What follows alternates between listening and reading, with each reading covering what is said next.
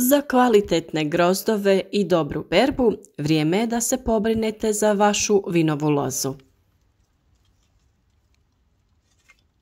U toku sezone smo napravili nekoliko videa gdje smo pokazali kako se razvijalo naše grožđe kroz čitavu godinu. Budući da je godina bila povoljna, dobili smo obilne plodove sa veoma slatkim okusom.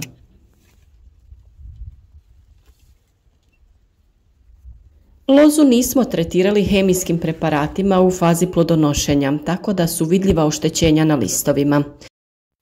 Evidentna je bila prisutnost gljivičnih bolesti, pa je sada pravo vrijeme da suzbijemo sve uzročnike. U ovom videu pokazati ćemo kako prihranjujemo vinovu lozu. Opisati ćemo kako i kada se orezuje, te opisati koje tretmane treba uraditi da bi lozu zaštitili od bolesti.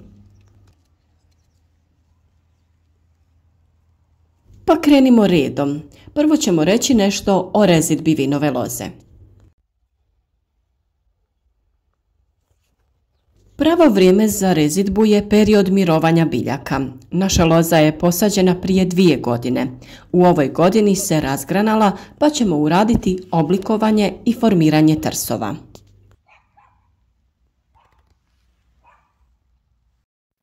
Rezidba vinove loze obavlja se u zimskom periodu kada je biljka u fazi mirovanja, odnosno kretanje sokova je minimalno.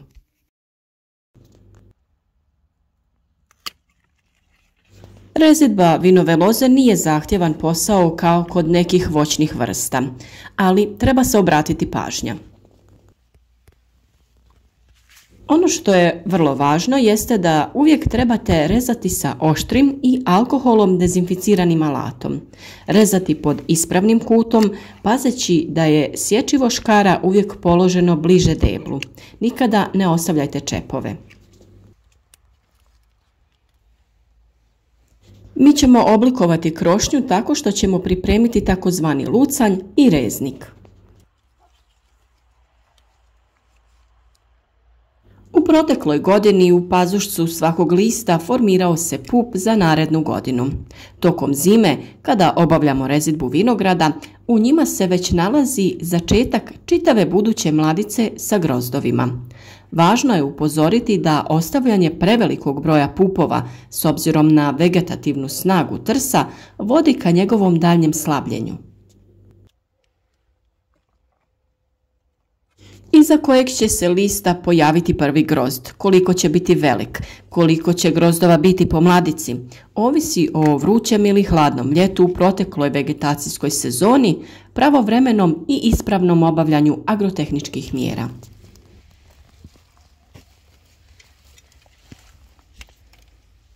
Opće pravilo rezidbe za Gyotov dvokratni i jednokratni uzgoj je taj da se sa trsa u pravilu odstranjuju prošlogodišnji lucnjevi u potpunosti, a sa prošlogodišnjeg prigojnog reznika se donja rozgva reže na reznik od 2 do 3 pupa, a gornja na lucanj od 8 do 10 pupova. Često se zna dogoditi da na prošlogodišnjem prigojnom rezniku imamo samo jednu rozgvu, ako nam pupovi nisu potjerali ili su se možda smrznuli. Tada ćemo za lucanj morati ostaviti jednu rozgvu s prošlogodišnjeg lucnja koja nam najviše odgovara.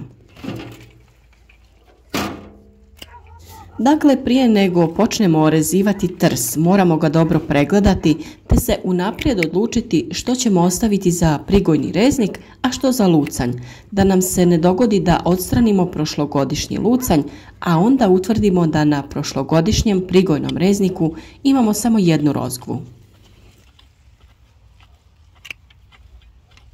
Zašto lucanj mora biti iznad reznika?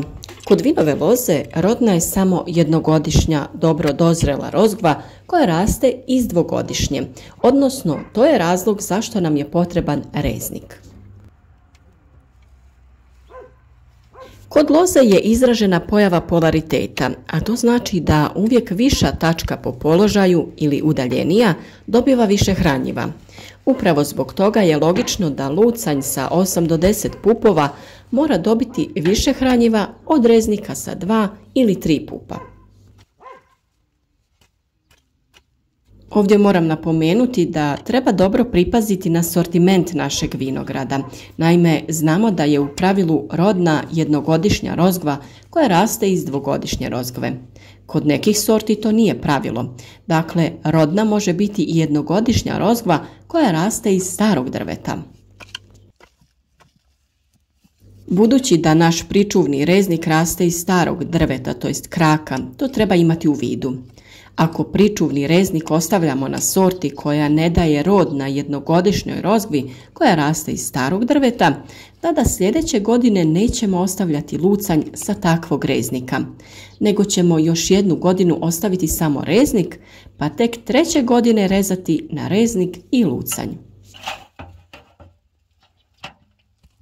Isto tako, moramo paziti da režemo tako da ne radimo velike rane na trsu. Kroz rane u stablu trsa ulaze razne bakterije, gljivice i voda koji uzrokuju propadanje trsa. Takve rane treba premazati voćarskim voskom, silikonskim kitom i sličnim preparatima koji će dezinficirati ranu. Nakon što je trs orezan, preporučljivo je stablo i krakove počistiti od stare kore. Naime, ispod kore se zavlače razni nametnici i bolesti koji se aktiviraju dolaskom toplih dana. Kora se može počistiti rukom ili žičanom četkom. Ako čistimo rukom, tada je poželjno to raditi rukavicama. Ako pak čistimo žičanom četkom, tada moramo paziti da ne oštetimo provodne snopove trsa koji su smješteni ispod kore. Nakon što smo orezali vinograd, treba iznijeti orezanu rozgvu iz vinograda i što prije ju spaliti. Znamo da u rozgvi prezimljavaju razni štetnici i bolesti, te stoga treba što prije spaliti kako ne bi širili zarazu u vašem vinogradu.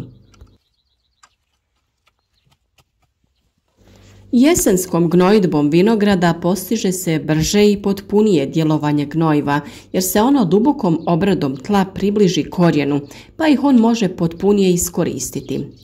Osnovna gnojidba u jesen važna je na tlima koja su siromašna fosforom i kalijem iz razloga što se ta dva elementa sporije kreću i teško premještaju u tlu. U jesenskim rokovima poželjno je obaviti gnojidbu sa organskim gnojivima poput stajskog gnojiva i to svake 4. godine. Stajsko gnojivo je važno jer održava dobru strukturu zemljišta. Gnojidba stajnjakom sprječava zbijanje tla koje se događa uslijed gubitka organske tvari u tlu. Koristiti treba zrelo stajsko gnojivo jer njegovo djelovanje je najveće. U godini kada se primjenjuje stajnjak može se smanjiti količina mineralnih gnojiva i to za 1/3, jer 100 kg stajskog gnojiva sadrži 600 g čistog kalija.